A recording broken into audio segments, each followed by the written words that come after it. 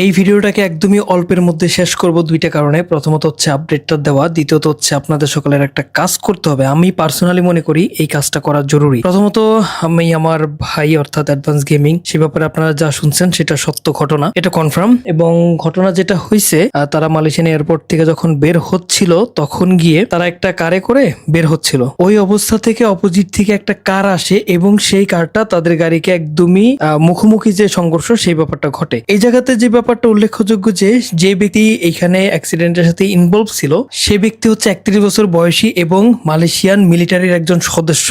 পয়েন্টটাকে একটু ভালোভাবে নোট করবেন। মালয়েশিয়ার মিলিটারির সদস্য, সে ড্রিঙ্ক করে ড্রাইভ করতেছিল এবং ড্রাইভ করার সময় সে ভুল লাইনে ঢুকে যায়। ভুল লাইনে ঢুকে গিয়ে তারা মূলত হচ্ছে অ্যাডভান্স গেমিং এবং তার যে স্ত্রী আদিবা, তারা যে কার দিয়ে যাচ্ছিল সেই কারের সাথে ধাক্কা দেয়। মালয়েশিয়ার যে সকল নিউজ চ্যানেলে নিউজ করা হচ্ছে সেই নিউজের অনুপাতে বলা হচ্ছে যে অ্যাডভান্স গেমিং পিছনের মাঝখানে বসেছিল এবং যখন ধাক্কা লাগে তখন সে মাথায় প্রচন্ড আঘাত পায় এবং ইন্টারনাল ব্লিডিং এবং মাথায় আঘাতজনিত কারণে সে ইনস্ট্যান্ট সে জায়গাতেই ইন্তেকাল করে। ইন্না লিল্লাহি ওয়া ইন্না ইলাইহি রাজিউন। সেখানে যারা যারা উপস্থিত ছিল তারা দ্রুত তাদেরকে হাসপাতালে নিয়ে যায় এবং অ্যাডভান্স তো তখনই স্পট ডেথ, আর আদিবাকে চিকিৎসা দেওয়া হয়।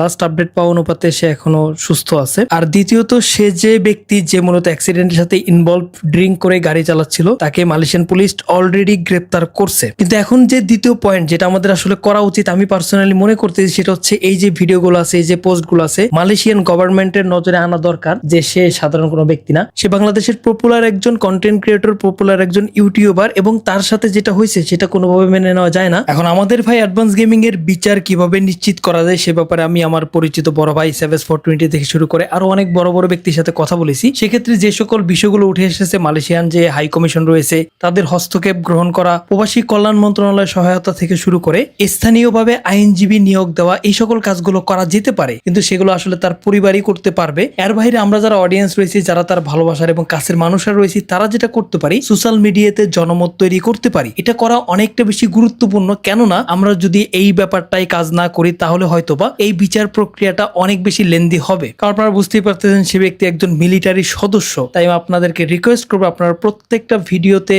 আপনারা নিজেদের পোস্টে, এমনকি বিভিন্ন ধরনের সোশ্যাল মিডিয়া মাধ্যম যেমন টুইটার, ফেসবুক, টিকটকের ভিতরে আপনারা তার জন্য জাস্টিস চেতে পারেন। জাস্টিসের জন্য আপনারা লিখতে পারেন, he was one of the most popular influencer in Bangladesh, we demand justice for Mujahid. তারপরে হ্যাশট্যাগ ইউজ করতে পারেন justice for advance gaming, justice for Mujahid, Bangladesh demand justice. এই সকল বিষয়গুলো কেন লেখা জরুরি, আপনাদেরকে যদি এই কয়েকটা নিউজ দেখাই তাহলে দেখতে পাবেন এখানে কিন্তু নর্মাল বাংলাদেশি বলে উল্লেখ করা হচ্ছে। এখন নর্মাল বাংলাদেশি হিসেবে যাতে কোনোভাবে এই বিচার কার্য এবং এই জাস্টিসটা ব্যাহত না হয় সেটা অবশ্যই আমাদেরকে নিশ্চিত করতে হবে। এত হাই প্রোফাইল একজন পার্সন যদি সেই বিষয়টাকে বিবেচনা করে বিচারটা যদি না করা হয় তাহলে আমরা আমাদের ভাইকে তো হারাইছি, তার পাশাপাশি ভাইয়ের প্রতি জাস্টিস, যে ব্যক্তিটা এতদিন এত মানুষের জাস্টিস নিয়ে কাজ করছে, কাউকে ভয় পায় নাই, কারো বিরুদ্ধে গিয়ে যখন কথা বলছে সেই ক্ষেত্রে তার নিজের বিরুদ্ধে অ্যাকশন আসতে পারে সেটা জানার পরেও পর্যন্ত গ্যারানাকে পর্যন্ত ছাড়ে নাই, যে ব্যক্তি জাস্টিস নিয়ে এত কাজ করছে, এখন এই অবস্থায় যদি এই বিষয়টাকে ইস্যু করে তার জাস্টিসটাকে যদি বাধাগ্রস্ত করা হয় সেক্ষেত্রে আমরা নিজেদেরকে হয়তো বা ক্ষমা করতে পারবো না। আমার পার্সোনাল রিকোয়েস্ট এবং পার্সোনাল অপিনিয়ন হচ্ছে, সেই সকল মালয়েশিয়ান প্রত্যেকটা ভিডিওর কমেন্ট সেকশনে, পোস্টের ভিতরে আমার মনে হয় আমাদের বাংলাদেশি যে একজন ব্যক্তি এবং এত পপুলার একজন পার্সন, তার ব্যাপারটাকে তুলে ধরা উচিত। সো যে সকল লিঙ্কগুলো আমার কাছে আসতেছে, আমার হাতে আসতেছে, এই